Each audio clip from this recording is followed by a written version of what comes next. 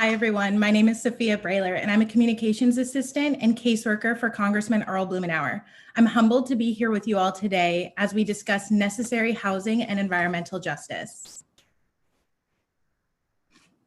Today, we'll hear from the members of Congress regarding needed transformative housing and environmental justice policy and what they're doing at the federal level. We'll first hear from Congresswoman Ocasio-Cortez and then from Congressman Earl Blumenauer. Following remarks from the members, we will open it up for a Q&A from constituents. After the Q&A, there will be a press gaggle where members of the press will be able to pose questions. We would now like to take a moment for a land acknowledgement. Our community strives to strengthen our relationship with the Native community and Native nations.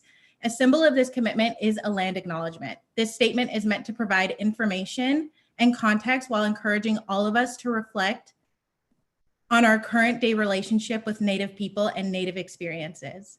We acknowledge that we live, work, and play on the traditional land of the Chinook, Clackamas, Kalapuya, Multnomah, Wasco, Cathlamet, Tualatin, and Molalla here in Oregon, and the land of the Wappinger, Mattincook, and Munsee Lenape in New York.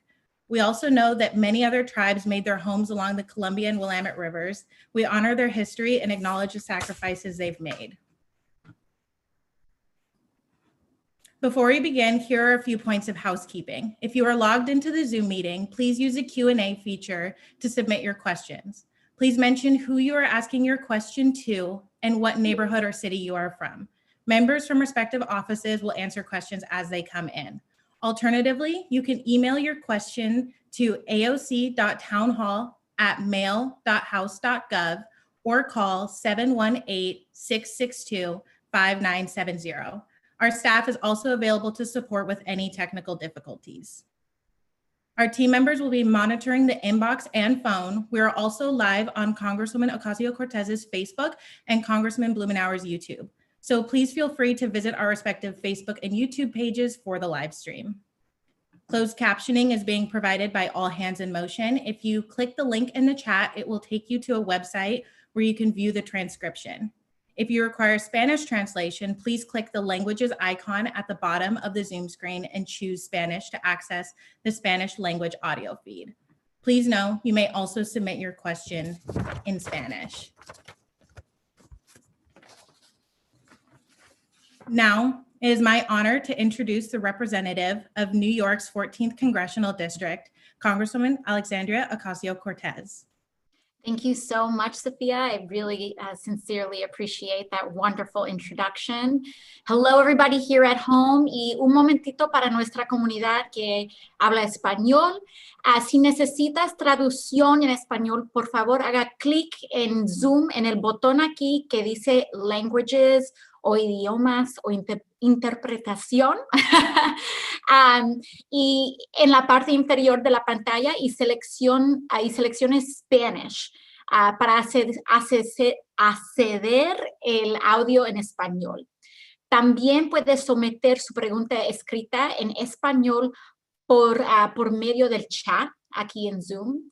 Si está llamando por teléfono y le gustaría hacer una pregunta, por favor envíe un mensaje de correo electrónico a aoc.townhall@mail.house.gov o llame al 718-662-5970. 718-662-5970. Gracias. Thank you. Thank you, everyone, for joining us today. This is a very, very special town hall. I am extraordinarily excited to be partnering with Representative Earl Blumenauer in really discussing our agenda and what we've been really working through both this year and what we're working on currently to answer all of your questions and to overall see what we can do both in the weeks and in the months to come. So I'm really excited to be hosting this, our monthly town hall with our very special and esteemed guest. And I also would just like to thank the Representative Blumenauer staff as well, who is also on this call and has been extraordinary in collaborating with our office to make sure that we can make this happen. So thank you all so very much. You know, usually in our monthly town halls, I provide an update. I'll provide a very brief one on what we've been working on. As we know, we have been in negotiations around COVID relief, and they have been stalled by much of the partisanship that's been happening in Washington.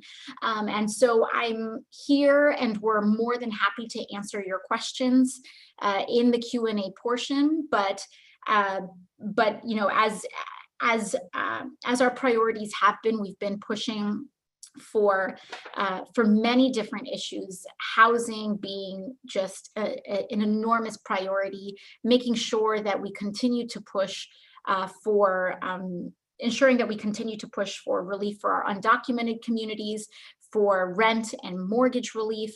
And I kind of want to dive in here into this slide that you see right now, which is actually much of the work that Representative Blumenauer and I have been collaborating on this year as well. I'm very proud to say that Representative Blumenauer is an original co-sponsor of the Green New Deal, which of course, as many of you know, is our massive job creation and infrastructure plan to address the climate crisis and increase the quality of work and life in the United States. And just as Representative Blumenauer co-sponsored and joined in support of the Green New Deal, I'm also very proud to be supporting much of his legislation, which includes resolution, HCON Res 52, which is the representative, his resolution on declaring a climate emergency. And that calls for the mobilization which equitably and actively engages frontline communities. We have also worked on the Green New Deal for public housing, which is a specific plan to address our public housing crisis across the country, which means that this is a plan to not only address the issues that we're facing in NYCHA, but really public housing and our public housing stock from coast to coast. We also work together on the Fracking Ban Act, the Fair Chance at Housing, and the Place to Prosper Act. And we're both very passionate about repealing something known as the Fair Cloth Amendment. And we've worked together to actually pass repeal of Fair Cloth in the House. So that was an enormous piece of progress that we've made this year. What's the Fair Cloth Amendment? The Fair Cloth Amendment is actually legislation that the United States has on the books that allows us, or rather that restricts us from building any new public housing in the United States that adds to our public housing stock. And in a time when housing is so difficult to access, when it is just skyrocketing in price, we need to make sure that we are building not just affordable housing, but public housing as well.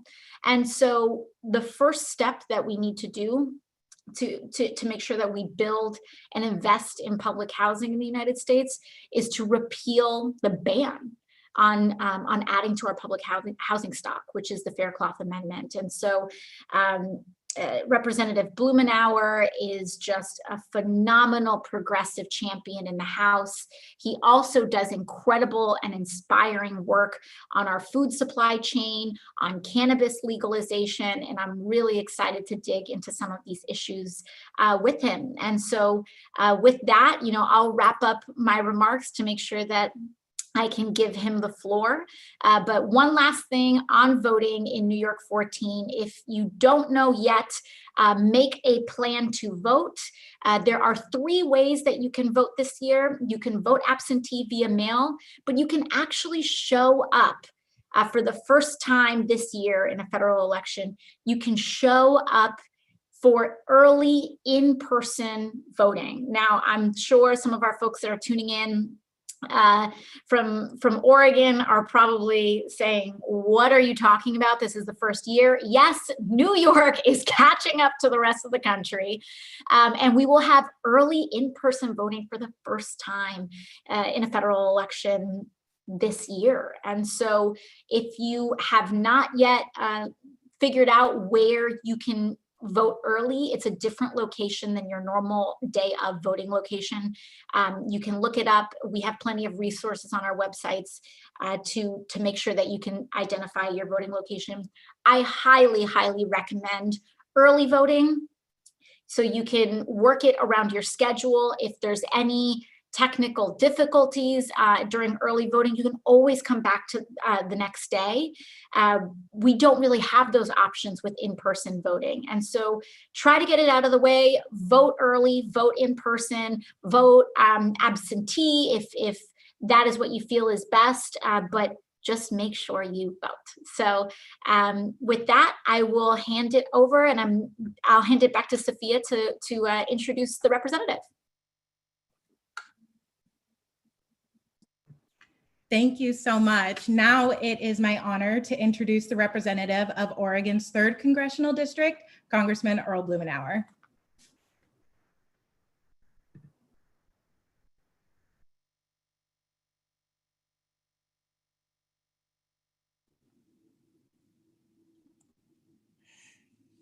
Thank you very much, Sophia.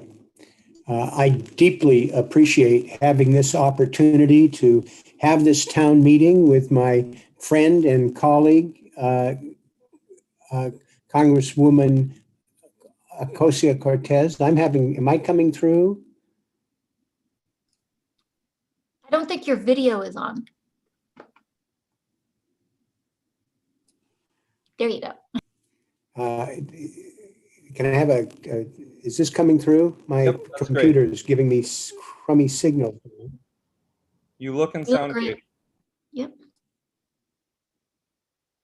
Okay. Sorry about that. Alexandria, thank you so much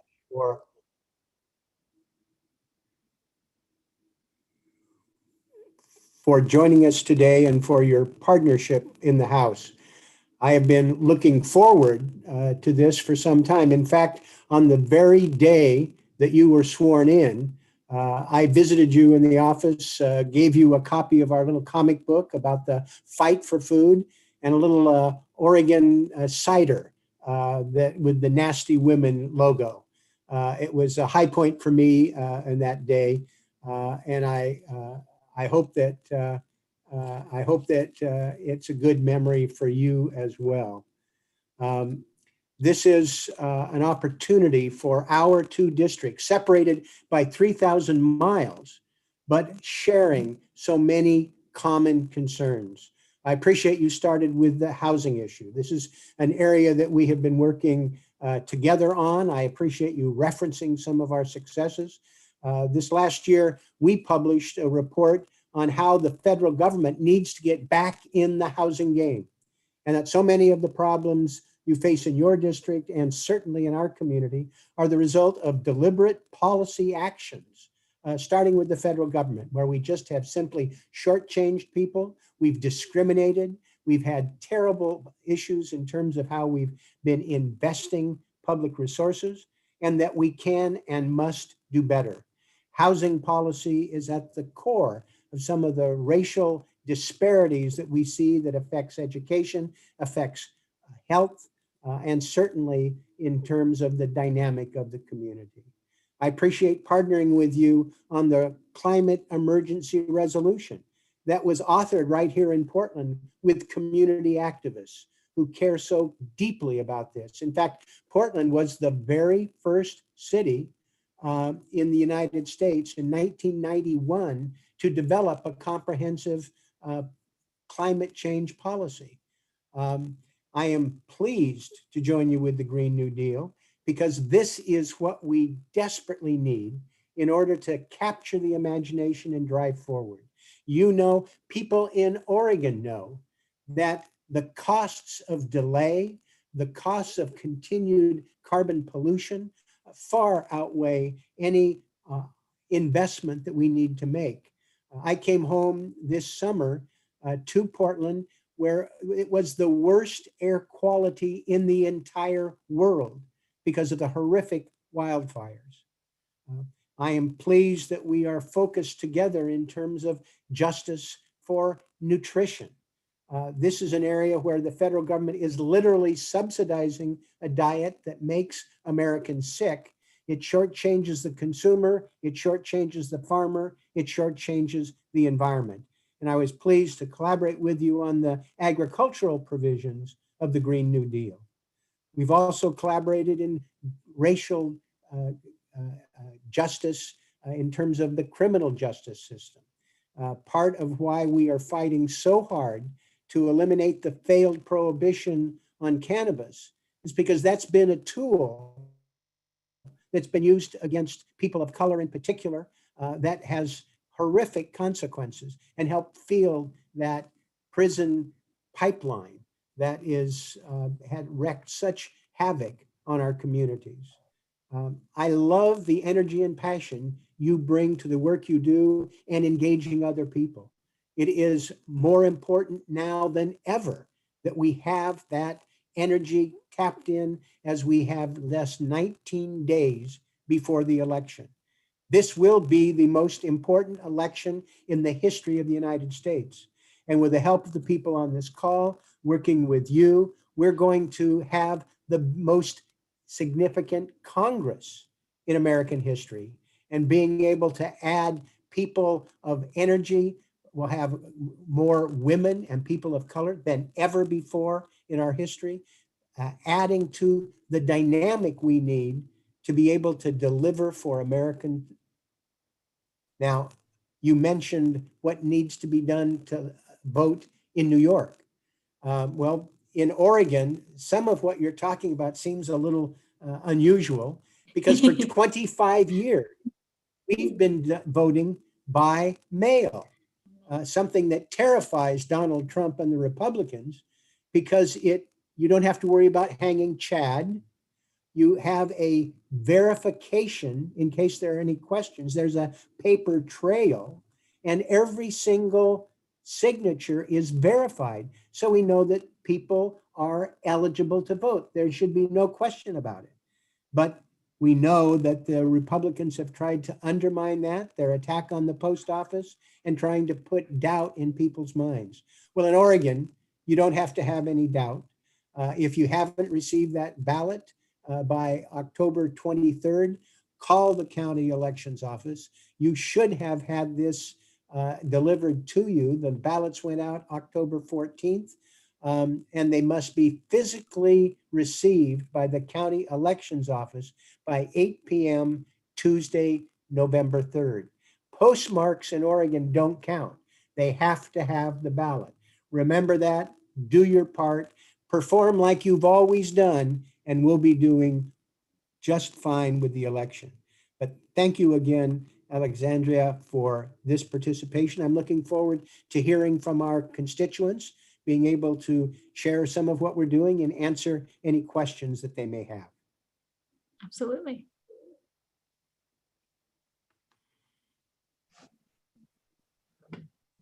Thank you, Congresswoman Ocasio-Cortez and Congressman Blumenauer, for your insightful remarks.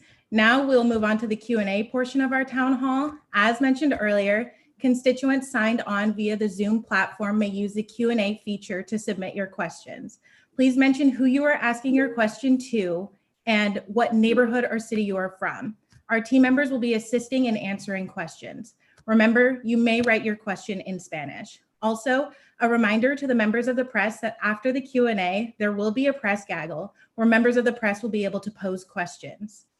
We have invited some students in Oregon's 3rd Congressional District to tune into our town hall this evening. And we also had a question submitted by Ms. Nishenko's 5th grade class at Buckman Elementary. And I'd like to start our Q&A session off with that question. They asked, we have heard so much about Black Lives Matter, especially here in Portland. How does the work you are doing on housing and environmental justice support our Black and Brown citizens who have suffered for so long from systemic racism in our country? Congressman Blumenauer, would you like to respond first? Well, Thank you for that question. I expect no less from the students at Buckman. This is great that you're participating. The issues that we are dealing with are examples of the problems of systemic racism in this country, blatant failure on the part of the federal government. It is an issue that relates to the disparities in health, in housing, in education. We need to make sure that we are united in resisting efforts by those who are challenging the rights of individuals to protest their concerns about unequal application of justice. I live in a community that sadly has a history of racial exclusion. We've had problems in terms of law enforcement.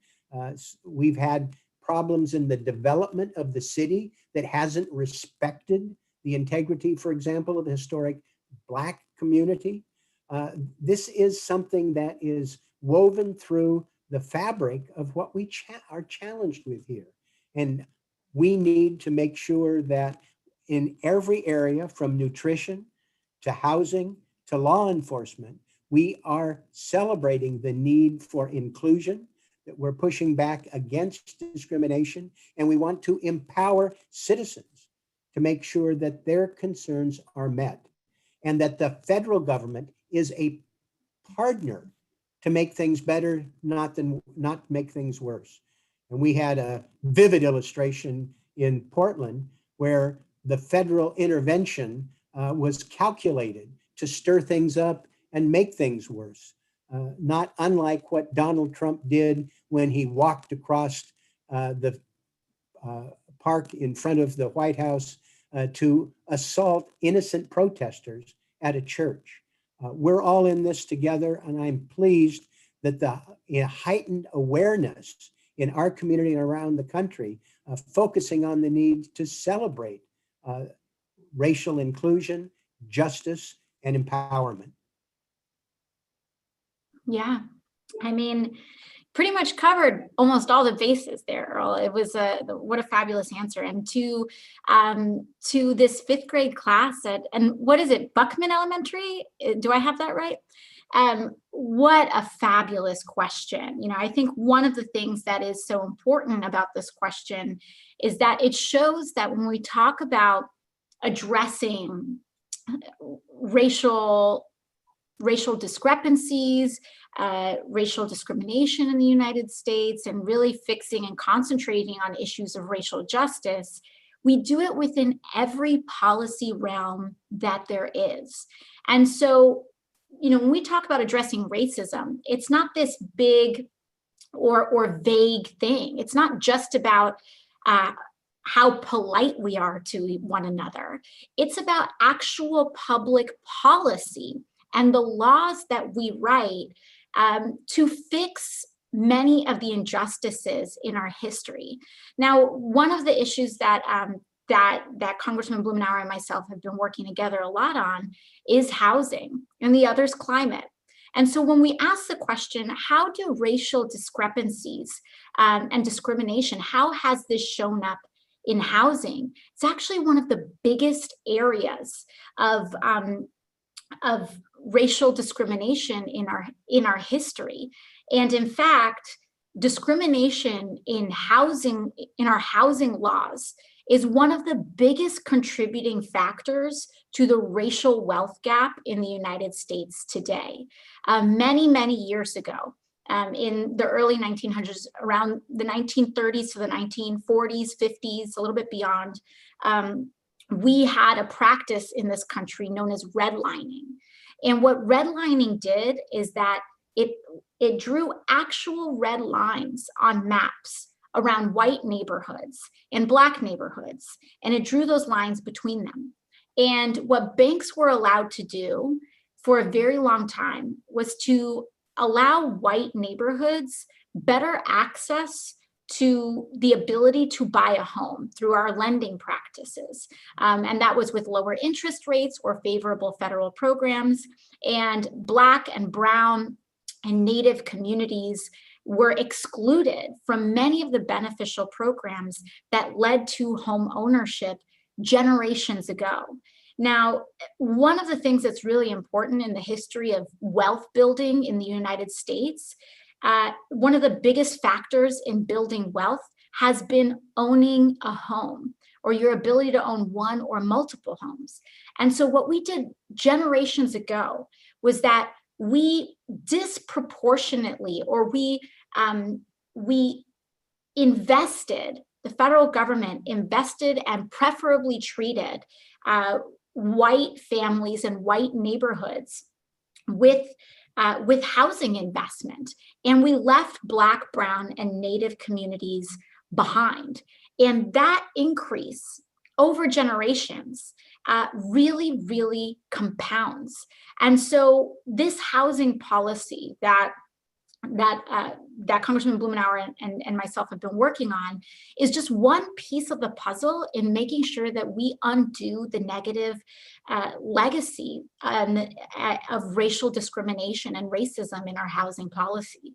Climate is another enormous area where racism can have disproportionate impacts on Black and Brown communities. One of the things that we're already seeing in the climate crisis is that not every community is impacted the same, whether it be by wildfires or hurricanes or toxic pollution and dumps. It is overwhelmingly low income Black and Brown communities that are disproportionately impacted by the climate crisis. One perfect example is how with air quality on the West Coast during these wildfires becoming much more perilous, much more affluent families are able to install things like very sophisticated HEPA filters to prevent them from getting exposed to the pollutants and the smoke. And over a long period of time, that could lead to low income and other communities that don't have access to that kind of technology to develop wide scale cases of respiratory issues. And then over time, you could potentially see, if we don't address it, you can see Black, Brown, and low-income communities developing higher asthma rates and higher rates of respiratory disease. And so when we talk about racial justice, one of the most important things that we need to do is really address racial justice in every major policy realm that there is. And so I'm very proud of you all for asking this question. And I'm very proud of many of the advocates who have helped who have worked with our offices to author legislation to address these injustices. Thank you both for your answer to that very big question posed by that 5th grade class. It was a great one. We have our next question from a constituent in Queens for both representatives, but I'm going to pose it to Congresswoman Ocasio-Cortez first. Although the fight for affordable and fair housing has been a concern for New York City in recent years, what do either of you see happening or hope to see happen, especially with both homelessness and COVID-19 impacting living arrangements for so many New Yorkers? Well, this is an incredible question. I think that we have to look at our solutions in terms of short-term, mid-term, and long-term solutions to our housing crisis. In the very, very immediate short-term sense, I think especially during COVID and just the enormous risk of eviction and foreclosure, this crisis that we have at our feet right now, we need to ensure that we are protecting eviction moratoriums and keeping them in place as we wait on the federal government to really step up in its leadership, particularly from the White House and the Senate. And so we have to make sure that we protect those moratoriums because they are under threat by the Trump administration.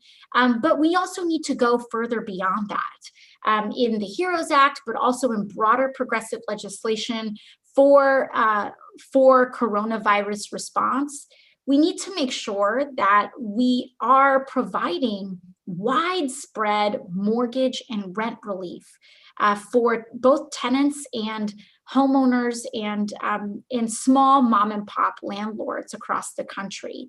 If we do not do that, we can have both an eviction crisis and a foreclosure crisis on an unprecedented scale.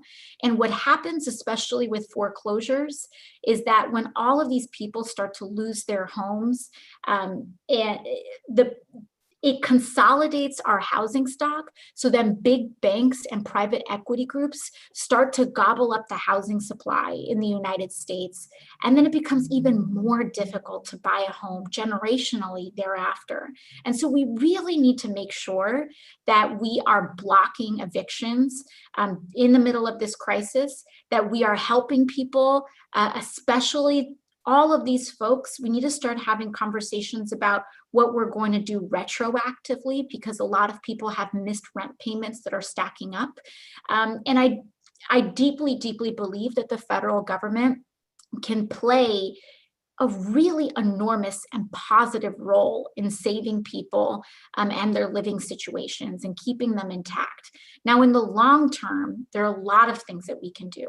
One, which we brought up just recently, is we need to really invest in expanding the public housing supply in the United States and the affordable housing supply in the United States. In New York, we kind of have a little bit of trouble because what's deemed as affordable housing is really, really expensive. And a lot of people can't afford what is called affordable housing here in New York City.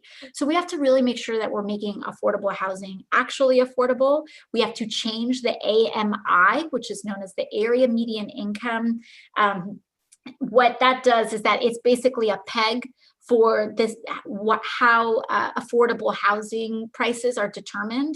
And in New York City, it's far, far too high. It's many miles. And so the area median income stretches all the way out to cover and include mansions in Westchester County, which yields people and policy to say that affordable housing is allowed to be very, very expensive. And so we have to make sure that we shorten and really bring in that area median income to more accurately reflect rents that are actually affordable to people in our community. So really a big thing that we need to do is increase the amount of housing. And we have to also change some of the pegs on what is deemed affordable in the United States. That's a great answer, Alexandria. I could not agree more. I would just elaborate on two things. One, first and foremost, is that the federal government has an obligation to invest substantial sums of money to stabilize the situation and increase the supply of affordable housing. After World War II, a Black American could not return to Portland, Oregon, and buy a home in the Laurelhurst neighborhood. They were actively discriminated against. There's a pattern of that across the country, in Portland, in New York, and in the South. And as a result, there is a huge deficit in terms of the wealth that people have benefited from. The federal government subsidizes housing heavily right now, but the money it uses to subsidize goes to primarily to the richest 10% of homeowners and to wealthy investors and business. We need to have a more equitable allocation of those resources to be able to boost housing supply and to be able to stop the cascading effects that you talked about. It's the same way we're fighting with my Restaurants Act to help keep these restaurants in business for a while so they can work their way out of it. The same way we want to avoid a housing crisis in terms of evictions, in terms of people losing their homes to foreclosures, to having small landlords be subject to the problem. We need to inject cash in the hands of people to be able to meet their obligations, to be able to fund housing initiatives, creating wealth over the long run, stabilizing those housing situations. And if we do that over the course of the next 2 or 3 years, we can start shifting the dynamic that we face that's resulted in homelessness, that's resulted in housing stress, and the cascading effects of people losing their homes.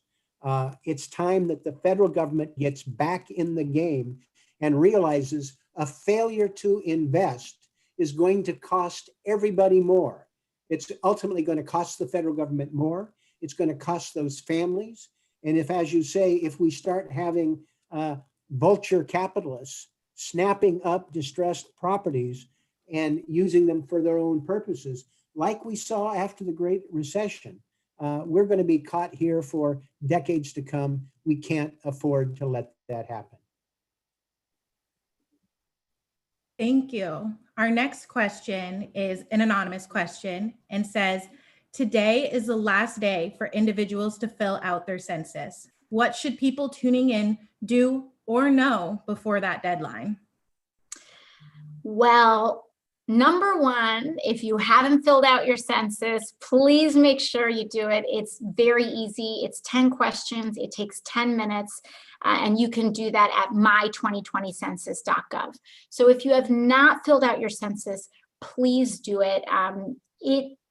Filling out your census brings dollars to your community for the next 10 years. It's extremely important. It does more than that. It also determines federal representation in Congress. And so when we talk about how many seats there are, and when we talk about how many votes there are, to make sure that things like Medicare for all and things like immigration policy and climate policy are passed, a lot of those votes are determined by your congressional district and your representative. And so when we fill out our census, we are able to get political representation that more accurately represents the people of your state and your community. You're able to draw in dollars to your community, and you're also able to provide data that helps governments and policymakers actually meet the needs of your community. It's how we determine where to put hospitals and libraries and schools. And so if we don't know that your family exists, we can't fund the resources necessary for your community. And I want to take a moment to pay special attention to many people who have been impacted by a lot of the fear mongering around the citizenship or citizenship status and the census. Once again, there is no citizenship question on the census. The Trump administration tried to add it, and we were able to successfully fight to make sure that it was not added. And so there is no citizenship question on the census. And so my second call to action to you would be to check in on someone. And if you could send a text to someone you know, a friend or a family member, and ask them, have you filled out the census? And text them the link, my2020census.gov. You will have done an enormous service to your community. And so, number one, if you haven't filled it out tonight, please fill it out tonight. And if you have, please check in on someone to make sure that they have filled it out.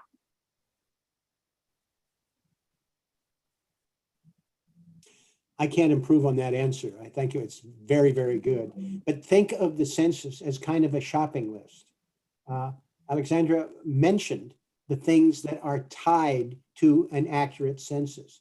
Don't let the Trump administration discourage you from having your shopping list for political representation, for healthcare, for the flow of federal dollars back to your community. So much is riding on having that accurate information, and it will pay dividends for 10 years to come. But if you don't take advantage of that shopping list, you're going to be shortchanged until 2031. Yes, and it's so important. And just as a reminder, on the Zoom chat, there is information to go to my2020census.gov to fill that out if you haven't already. Our next question comes from Elaine Bailey in Portland and asks, how can we address the institutional drivers of housing scarcity, like mortgage interest rate deduction, restrictive zoning, and design review boards? And I'll first pose this one to Congressman Blumenauer. Well, thank you. And I would expect a good Oregon constituent to lay that out. Well, we're taking some important steps. As you know, in Oregon, we have taken state action to open up the zoning laws so that they're not restrictive.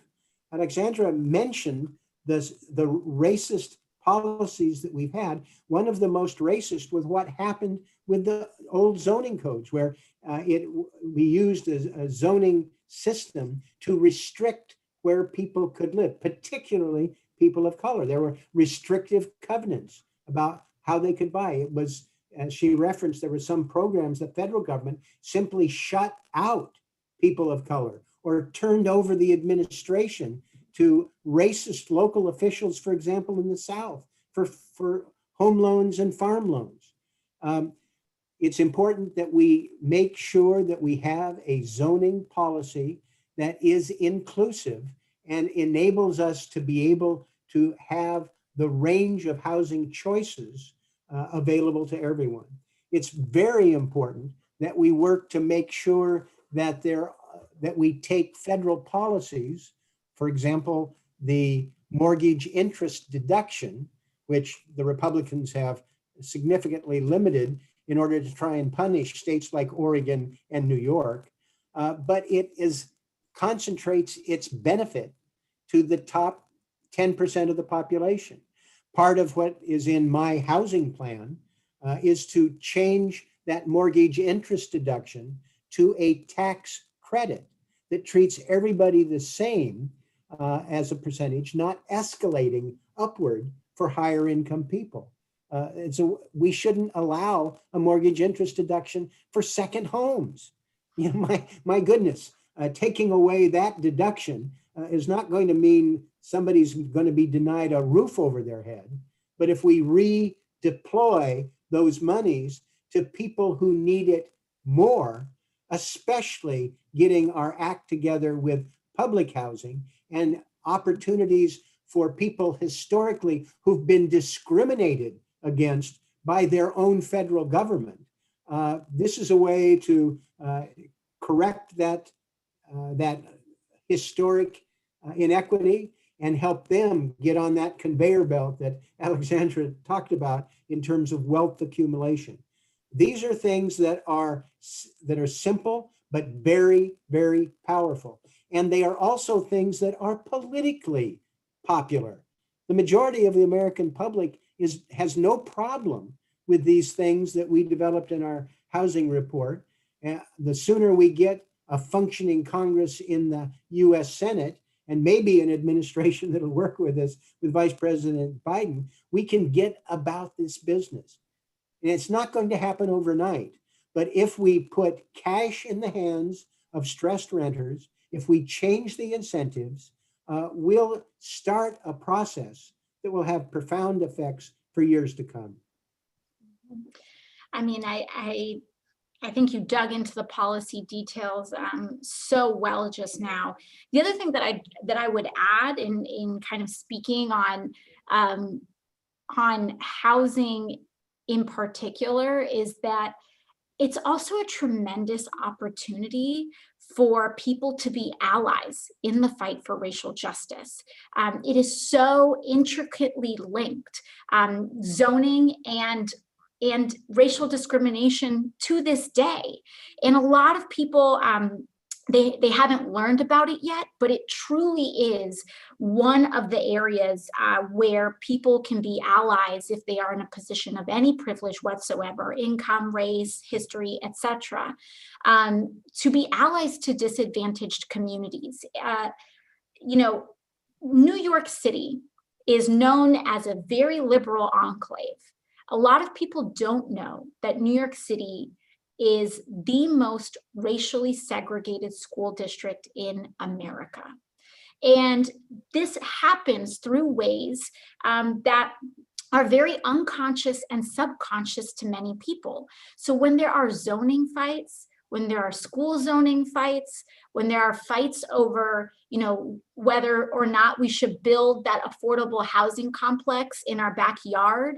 And when we say that actually we shouldn't build that tall, affordable housing complex in our backyard because it'll change the character of the neighborhood, these may be scripts that we have inherited, and they may not be explicitly racist, but they are racist in their application and in their impact. What they do is that they cement and solidify racial disparities between communities. And so when people fight so that their children aren't in a separate school zone, or they fight to block kind of changes in schooling or changes in housing, we have to really make sure that we aren't just having these fights and engaging in them in a place of self-preservation or perceived scarcity, but that we are approaching these perceived and these proposed changes from a more holistic view on what is best for our communities, our cities, our counties, our towns overall. And so I just wanted to add to that point that when we talk about zoning, and when we talk about zoning with respect to housing, schooling, businesses, etc., this is one area where an everyday person can really stand up in a community board meeting or in a neighborhood association and make an enormous difference and potentially advocate for a position that transforms the lives of people around you. And it has generational impact as well. So just wanted to put that in there on top of Earl's wonderful remarks. Thank you both. Our next question comes from one other element here, because one of the things that people miss is that the cascading effects of housing discrimination, lack of affordability, spills over. In Portland, we have people who are camping in the streets and in the vacant lots. There are consequences for our failure to do what the representative just talks about. And it produces conditions that deeply trouble people, produces unnecessary conflict, has health implications. So doing it right is actually going to improve the quality of life for everyone.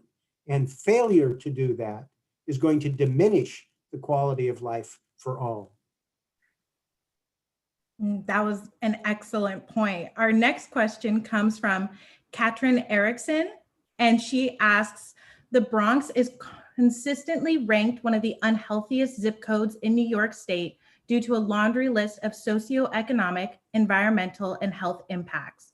What is being done to make access to healthy, fresh produce and quality meat available to the poorest of Bronx neighborhoods?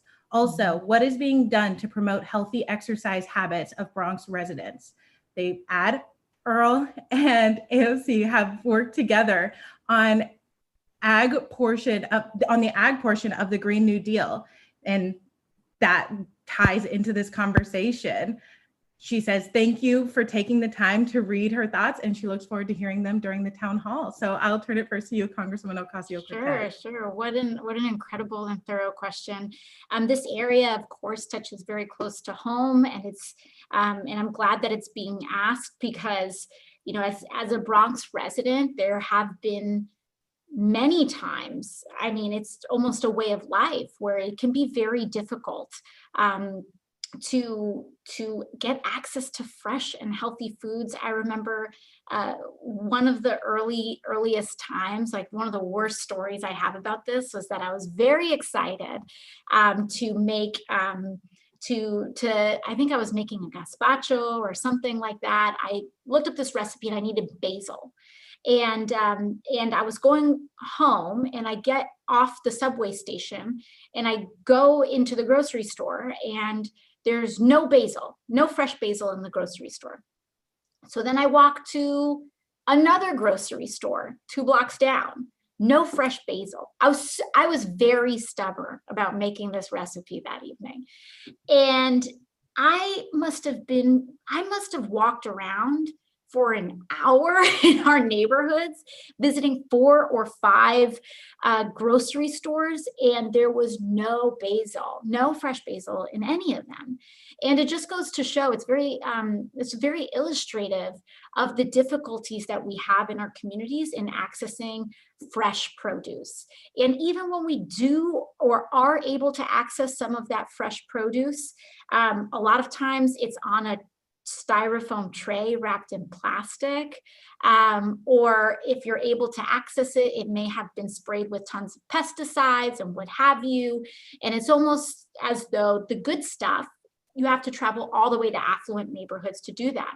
And in fact, in New York City, that is very common. People will go to work and they'll commute to their job in Manhattan, which tends to be in a more affluent neighborhood, in a service economy job.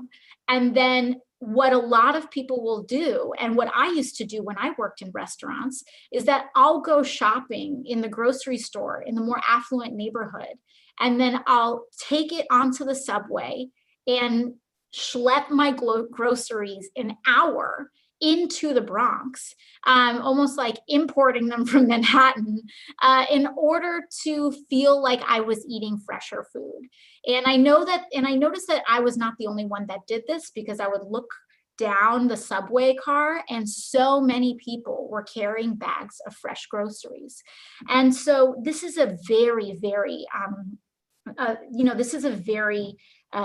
systemic problem, and it goes all the way from what seeds that the federal government encourages we plant and what we subsidize. Earl touched on that earlier, that much of the food that the federal government subsidizes is less healthy. And so we can simply shift some of those subsidies into not only healthier crops, but more sustainable agricultural practices like regenerative agriculture, to make sure that it's not just healthy for us, but healthy for our earth, which then becomes healthy for us. So everything from that to examining what is allowed to be purchased under programs like WIC, SNAP, etc. We can expand and change the scope of these programs, to make sure that families can actually purchase deeply nutritious food. For those of you who don't know, you can use SNAP at our farmers markets here in New York City. And I really, really encourage you all to do that, because if you have access to SNAP or WIC or any food assistance program in our green markets here in New York City, your SNAP points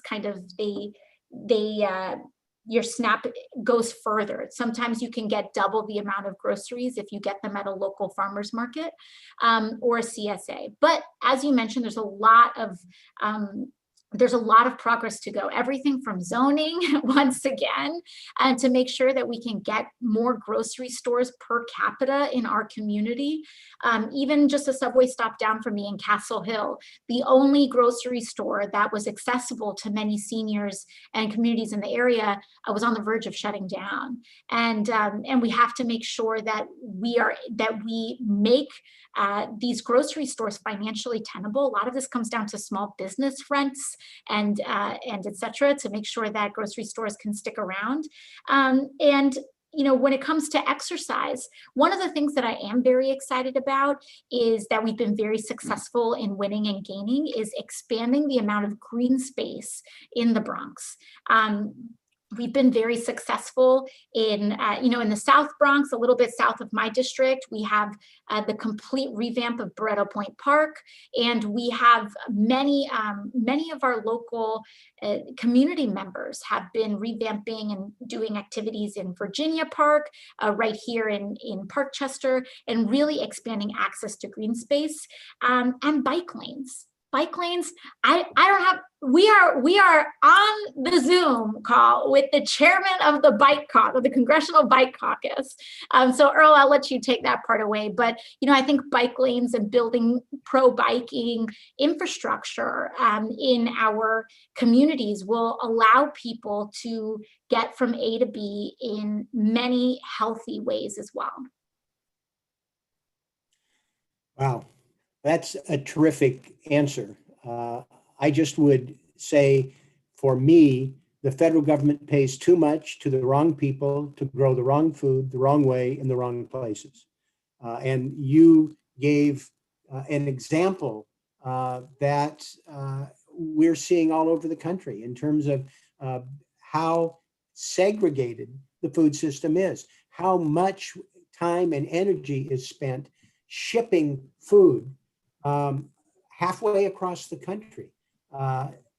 In New York, if we got the food policies right, there's an opportunity to grow far more food, have access to healthy fruits and vegetables, to be able to give people things that add economic vitality. When you're dealing with industrial food production, that money doesn't stay in the community. That goes off to some corporate headquarters. It goes to supply chains that are removed. Locally produced agricultural products are safer, healthier, and they keep most of that economic benefit closer to home. This is something that is entirely within our capacity. The same way, designing our communities so that it's easier to walk and bike.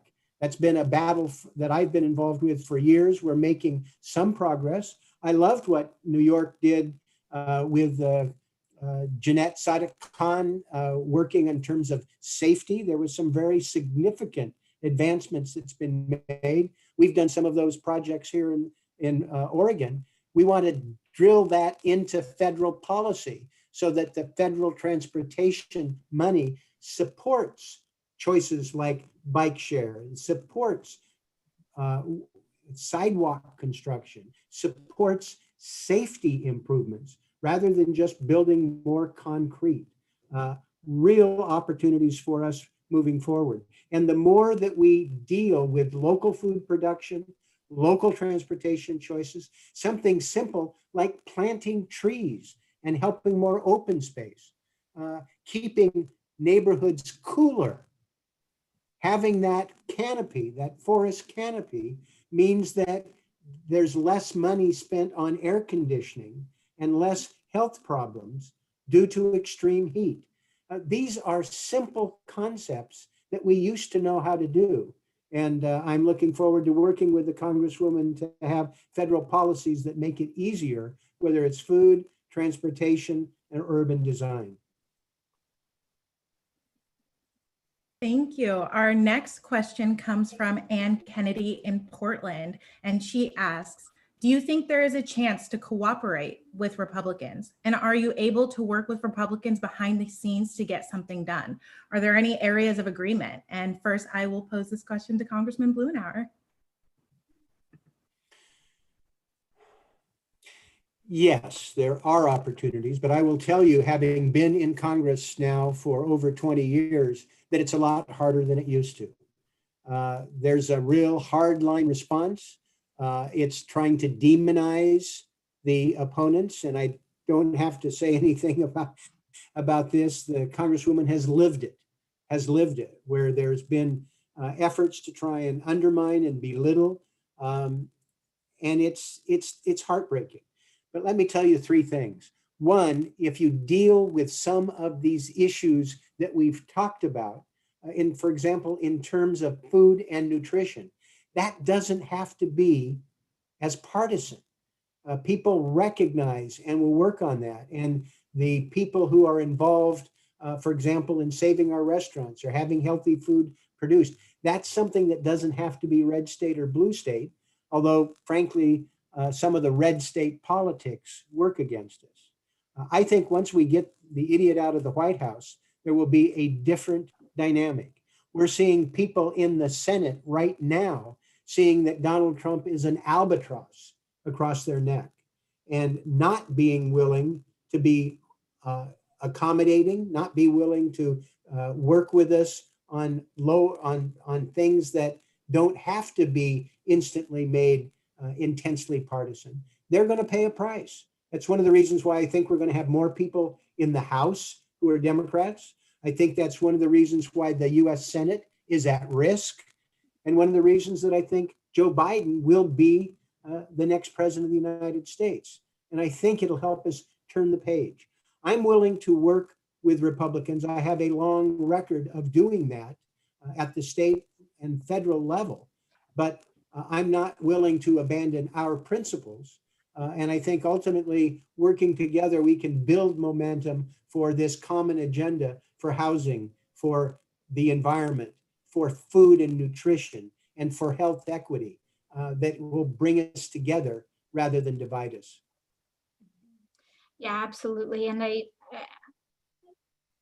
haven't had the benefits of seeing of the experience that you've had, Earl. So sadly, I've walked into an extremely partisan environment, and I'm a bit jealous that you've experienced what it was like a little bit before this was such a stark reality. I think I'll never forget that on, I believe it was the CARES Act, or perhaps it was the first COVID response bill. Yeah, it was before CARES. It was the first COVID response bill that we were trying to figure out a deal on. And we were sitting around waiting for a vote to happen. I remember we were waiting like 1 or 2 days, and then it was getting later at night, 10 p.m., 11 p.m., midnight. We were waiting for this vote to happen. And we realized that the reason we were waiting on this vote was because the entire Republican Party was waiting for President Trump to tweet his approval of the bill before they cast a vote on it. And so we were waiting until 1 o'clock in the morning, or 12 o'clock at night. It was like midnight, 1 a.m. We were waiting for Donald Trump to tweet, because the entire Republican Party was lockstep in only voting for it if he said it was okay. And that, I think, speaks a lot to the political moment that we are in. I believe that that this kind of work and this type of bipartisanship, it does take people who think on their own and who are able to kind of have a little bit of diversity of thought, being willing to challenge how, just the conventional way of quote unquote doing things in Washington, and finding people that are able to not just, find something bipartisan for bipartisanship's sake, but to actually find common ground and shared values to promote policy that's positive. Because not everything that's bipartisan is good, right? Bank bailouts have been bipartisan. Votes that sent us to war have been bipartisan. Racially discriminating policy has been bipartisan. So just because something is bipartisan doesn't automatically make it good. But there have been moments where even this past term, I found odd just partners in support for some of my policies and amendments. And some, I was surprised to enjoy widespread Republican support. Last year, we had an amendment to transition some money away from the DEA, the Drug Enforcement Agency, into opioid and addiction relief services. And really, that's defund before defund became a widespread demand that we heard this year, and Republicans supported it. And it passed. And so there are some areas where we could find common ground. And I think 2 of those areas, one has been in civil rights policy and civil liberties, making sure that tech companies and the government are not abusing our privacy rights, and protecting our right to privacy has been an area where we've been able to find some common ground with Republicans. And yeah, I think those have been 2 big areas. And also in some places with some members, drug prohibition laws. We've been able to, propose solutions on a wide spectrum towards decriminalization, towards legalization, and that is increasingly becoming a position that more Republicans are amenable to. That is fantastic. Want to transition it slightly really quick to environment. Mark sent in a question and said, can either or both of you discuss some of the potential economic benefits of the Green New Deal? Yes, climate change is the issue of our lifetime, but we know that critics will always point to loss of jobs. Can we get ahead of that objection by talking about the specific economic benefits? Yeah, absolutely. Well, I'm very excited to talk about this because there is more economic benefit to enacting a Green New Deal than there is economic benefit to not enacting a Green New Deal. And you will hear Republicans say job losses, job losses, job losses. The Green New Deal is a plan to add over 20 million jobs to the United States. It is a jobs creation and infrastructure investment plan first.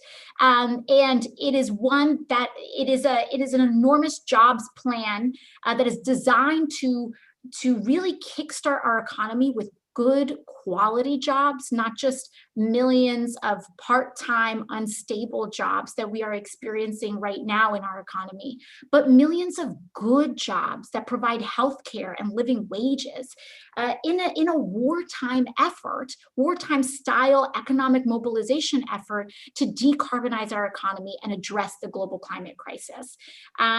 The Green New Deal is modeled, it's right there in the name, after the New Deal, which required widespread economic mobilization and industrial mobilization in the United States to fight World War II. And that is the kind of economic mobilization that is going to be required in this country. And so for every person that says, oh, if we transition away from fossil fuels, that might be jobs that are imperiled. Number one, we as progressives fight for the dignity of fossil fuel workers more than Republicans do. Republicans were the ones that were resistant in bailing out coal miners' pensions. And it was folks like us that were fighting, that were saying a worker is a worker is a worker. And if you were promised a pension, no matter what your industry is, you deserve to get it. And that promise must be fulfilled. And we cannot allow continued bailouts of coal companies when they won't even take care of their own workers. And so first and foremost, our priority is to care for fossil fuel workers, make sure that their pensions are honored, and make sure that their benefits are protected. But for every person that says, oh, this is going to kill X job or Y job, how many people can we put to work putting a solar panel on every house in the United States of America? How many people can we put to work putting wind turbines, millions of wind turbines, coast to coast in the United States of America? How many people can we send to school, pay to send to school to study STEM, to study art, to study creative endeavors, to make sure that we have the design, engineering, and industrial capacity necessary to produce everything that we need to produce? The Green New Deal is one of the largest job creation opportunities that we have in this country. And again, not just any job, but good jobs, so that we can end this scourge of people working 2, 3, 4, jobs, gigs, side professions in order to feed themselves and their children, which is a great moral wrong in the richest country in the world. Well, actually, the proof of what the Congresswoman is talking about, we see right now in renewable energy. I've been proud to lead the charge on the Ways and Means Committee for over a decade. The small wind production is mine, the production tax credit, working with that industry. And if you look at the jobs that have been created, the good family wage jobs that she talked about with benefits, there are far more that in that sector than there are in coal and in petroleum. We are seeing it now, so you don't have to guess. And what we've done and with these investments has driven the cost for the renewable energy down so that it is economically much more viable than new coal power plants, for instance. The industries, for fossil fuel are in a death spiral. Mhm. They are not the jobs of the future. And increasingly, they're not even the jobs of today. So you don't have to take some wild leap of faith. Just add up the employment that we've seen by having decent policies for renewable energy. And we've had a lot of that here in the Pacific Northwest with wind and solar. And it will be even greater if we have a rational federal policy that prioritizes renewable energy, that prioritizes being able to empower workers for sustainable activities, whether it's water, agriculture, construction, retrofitting our communities. These are jobs that pay dividends to families now, while it strengthens the workforce and the ability to provide for their families. It makes all the difference in the world. Last but not least, just look at what's happened this last year in terms of weather-related disasters, storm surges, hurricanes, the horrific fires. The costs and consequences of not coming to grips with this are going to dwarf any horror story that the other side has to say about the Green New Deal.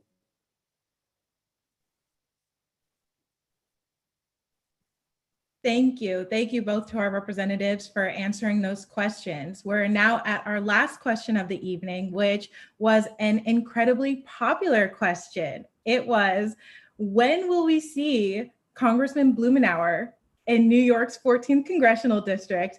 And when will we see Congressman Ocasio-Cortez in Oregon's 3rd congressional district? Well, when everyone starts wearing a mask, we can start really putting some dates down.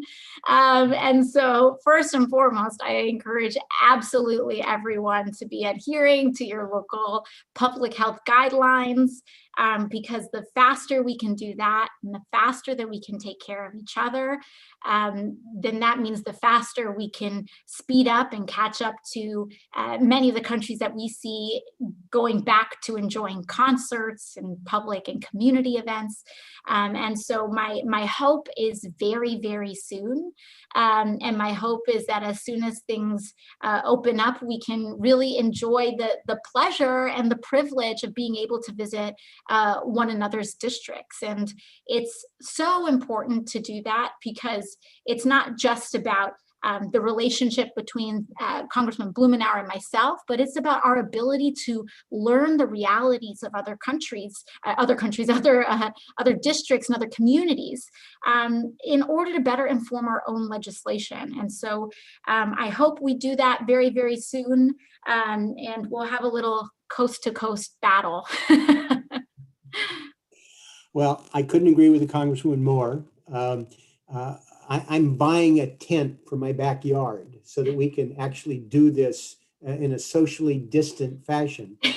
But I would love to be able to escort you, again, masked and in a socially distant, respectful fashion, to be able to see things on the ground in our community, to be able to have you be able to interact with the people I represent.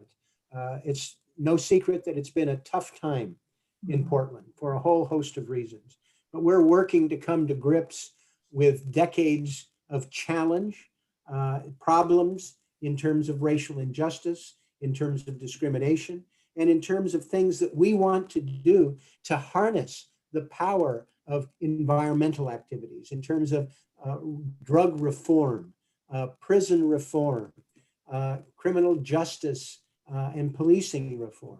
And I'd love to have you be part of conversations here, because we all have a lot to learn from each other.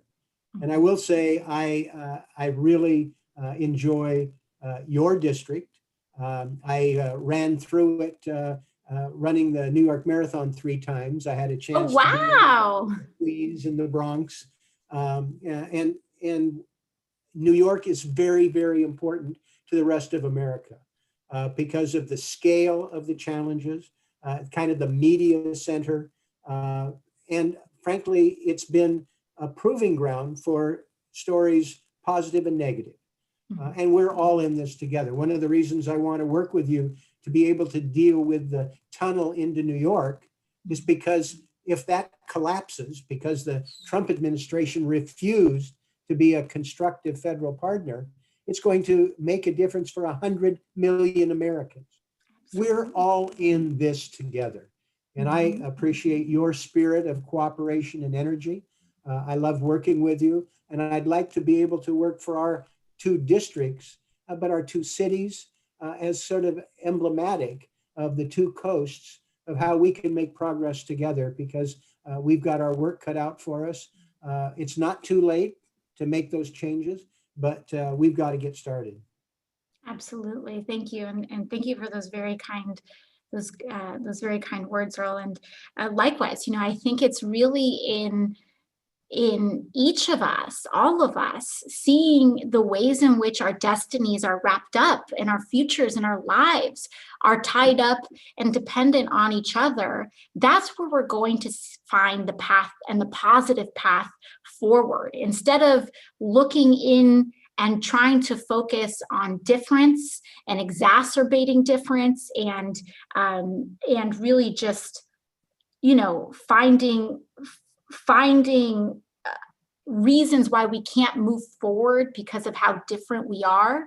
We should be looking into how we're tied up and how our futures are tied up in each other in order to discover a path forward. And I'm just incredibly excited to pursue that work with you. I think that is an enormous reason why we've been able to have the success that we've had in issues like housing and climate. And I'm looking forward to having much more progress in the future. Super. Thank you both. This will now conclude the town hall segment of this meeting. Thank you everyone for being here with us tonight. Shortly, we will be moving on to the press gaggle section of this meeting. Please feel free to stay on if you have any lingering question. Our staff will be continuing to answer questions throughout the press gaggle. Also, if you need to get in touch with either office, we invite you to contact us through our websites at www.ocasio-cortez.house.gov and www.blumenauer.house.gov. Additionally, you can subscribe to each member's newsletters on the respective websites. Now, moving on to the press gaggle. If you are a reporter and would like to ask a question, please click the Q&A icon at the bottom of the screen and state your name and outlet in the question field. Reporters who are selected will be unmuted so that they can ask their questions to the members directly.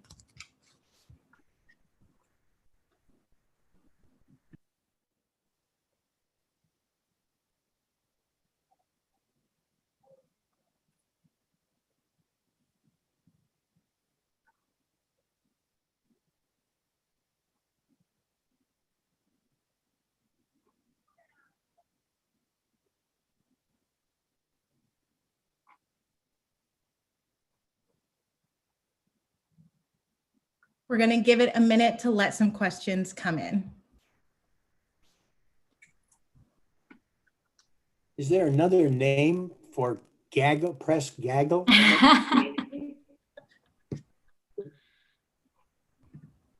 That's an excellent question.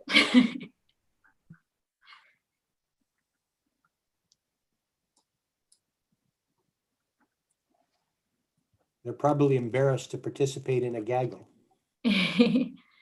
Looks like we've got one or two.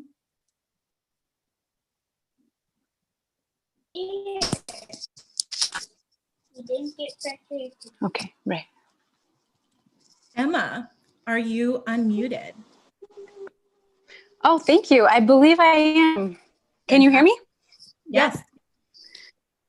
Thank you so much for this wonderful evening with both of you. I'm coming from the Vanguard newspaper at Portland State University, which is a student-run newspaper.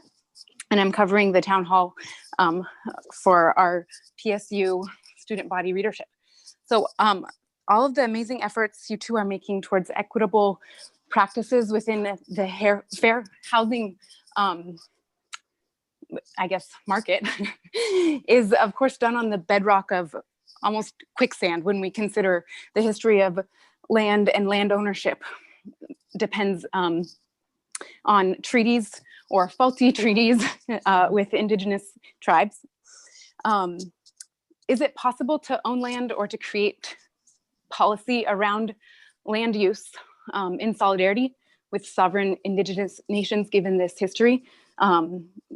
Reparations, land trust, how must land be acknowledged within housing developments and public housing developments that you're talking about making?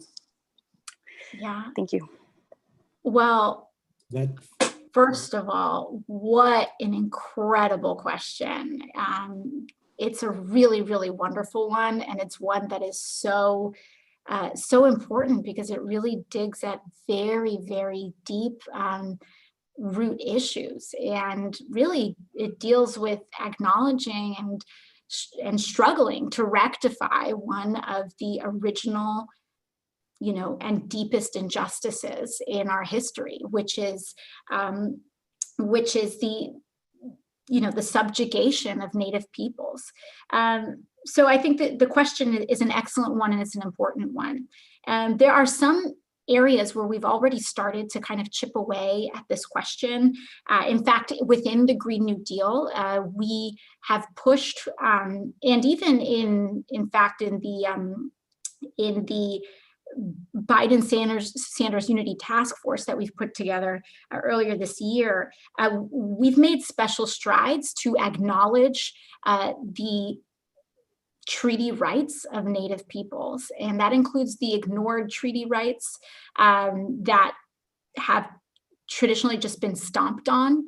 And I believe that we are making progress in that area as well. And so, it really opens this huge and nuanced ways of approaching this. But I do believe that first and foremost, we have to acknowledge the sovereignty and the justification, and the sovereignty and the legality of our treaties and our historical treaties. And I think from there's a whole slew of areas that we can acknowledge, but land trust I think it's one of the most exciting areas of public policy that we can explore in the ethical, use and the ethical use of land. It's a deeply personal issue for me. I've watched here in the Pacific Northwest where we have seen a series of outrageous actions against Indigenous people. Lately, we've been working to try and reestablish tribal fishing areas along the Columbia River. And it's been such a battle when we went ahead and flooded out areas that they had had for millennia.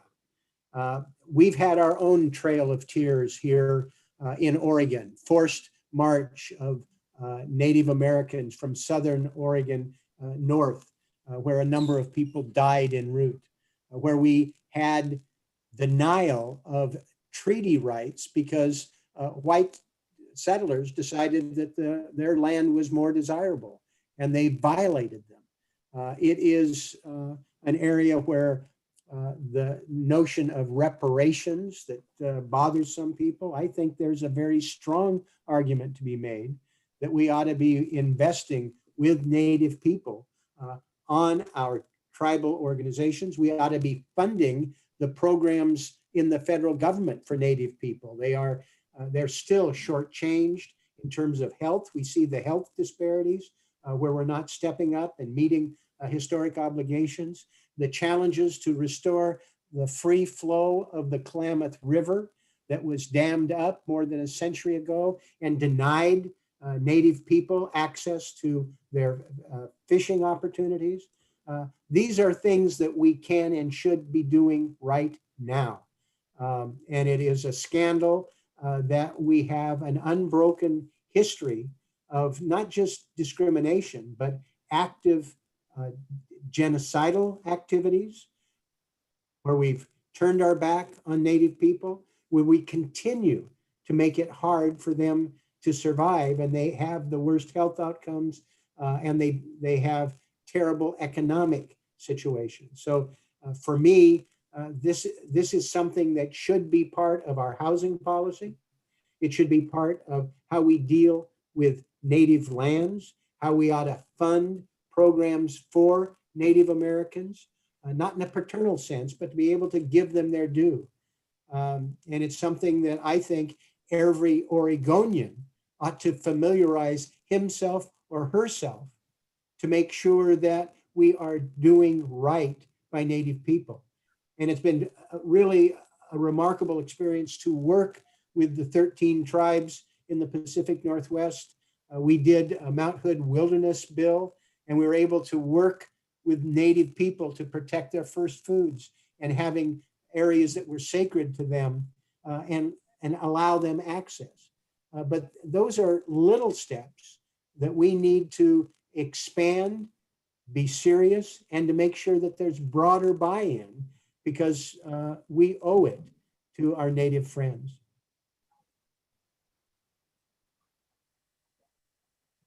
Thank you both. And we are going to move on to our next question.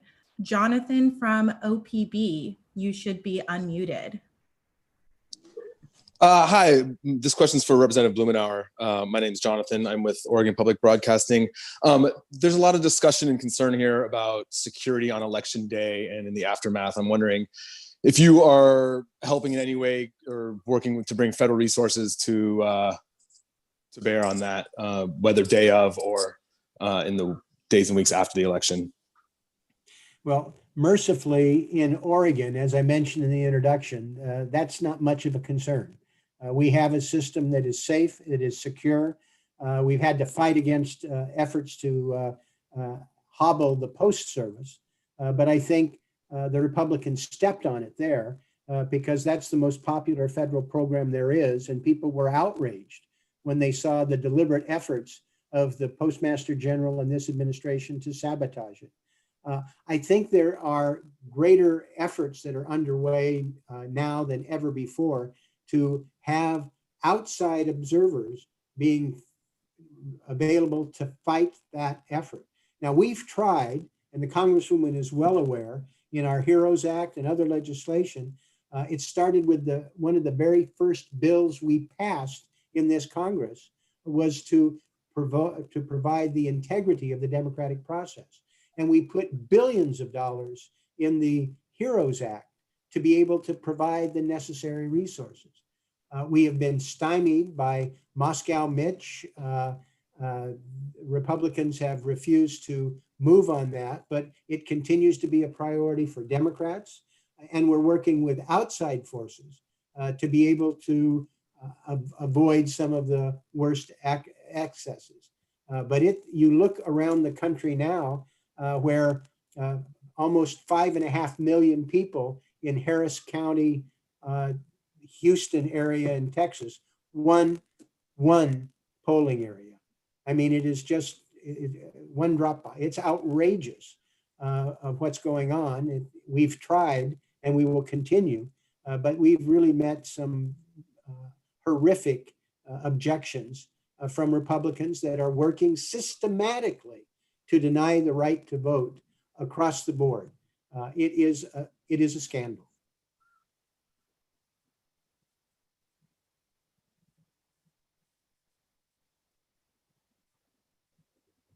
Fantastic. And now we have our last question of the evening. Zane from the Portland Tribune, you should be unmuted. And just as a reminder, when we're asking questions, please slow down so that our closed captioning and interpreters can catch up. Hi, this is Zane Sparling with the Portland Tribune. Appreciate your time today. Congresswoman, I was curious if you've ever had a chance to visit Oregon, and either way, given your familiarity with Representative Blumenauer's work, if there's anything you see in the Oregon way that possibly could be a model or an example for the rest of the nation. Well, so I deeply regret that I have not been able to visit Oregon yet, and I hope to soon. But I think there's so much that that the state has accomplished that is a model for the rest of the country. I mean, starting with voting, New York is just ages and ages and ages behind the rest of the country, but even further behind the state of Oregon in the ability to access and vote. Universal mail-in voting, and the not just the fact that it exists, but the excellence in its execution, the trust and the verification that people are able to have and feel in Oregon system, I think is a model for the entire country.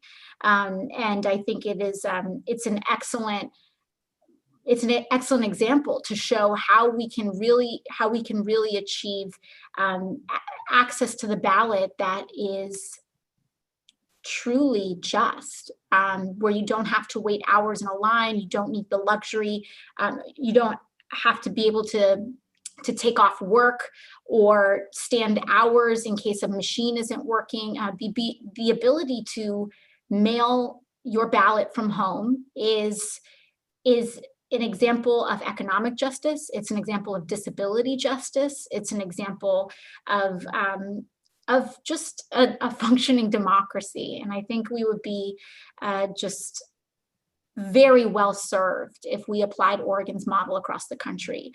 Needless to say, I believe that cannabis legalization is extremely important, and Congressman Blumenauer has been such a staunch champion for this on the federal level.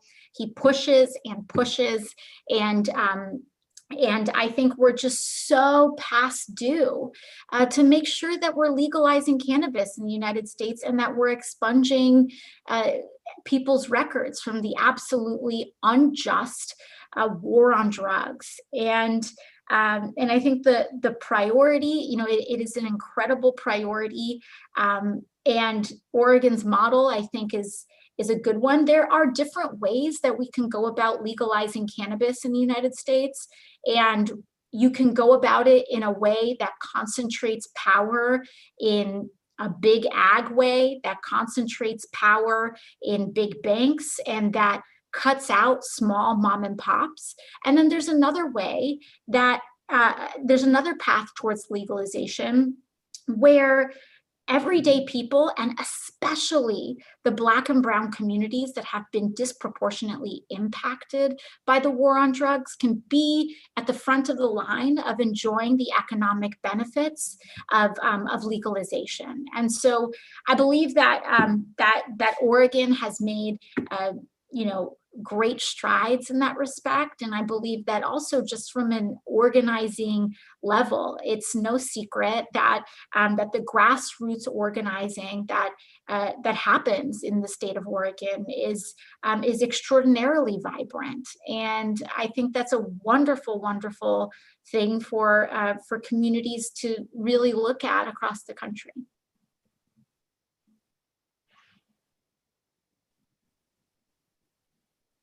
Thank you both so much. Thank you, Congresswoman Ocasio-Cortez, and thank you, Congressman Blumenauer. It was truly an honor to be here with you all this evening, and thank you to everybody who tuned in. Have a great rest of your evening. Awesome. Thank you. Thanks. Bye. See you